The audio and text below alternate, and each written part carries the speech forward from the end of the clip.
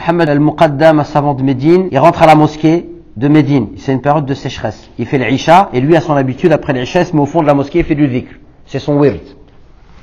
Et là, il y a un homme qui rentre, qui n'est pas connu.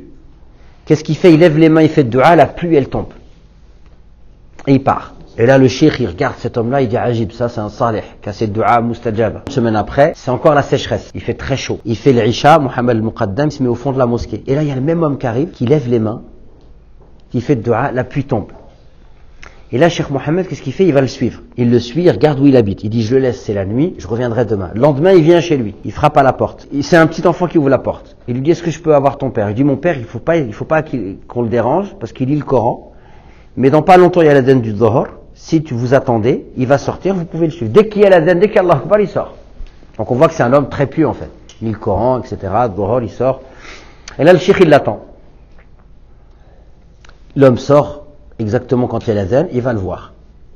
Il lui dit, je suis cheikh. Il dit, je sais qui tu es Cheikh Mohammed al-Muqaddam.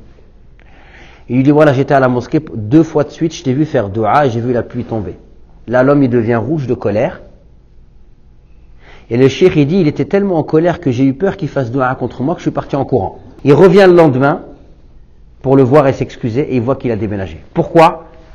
Vous le saurez la prochaine fois. Ah là, Vous savez pourquoi? Parce que les gens qui sont sincères, c'est toujours un secret entre eux et Dieu. Ils n'aiment pas être découverts.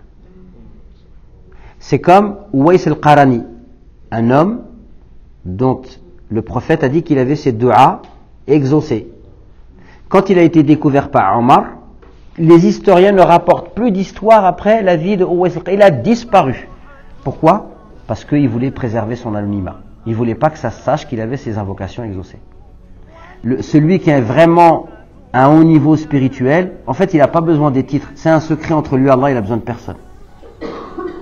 Et toute personne qui prétend le wilaya, qui prétend la sainteté, etc., qui la prétend et qui l'entretient, c'est mauvais signe. la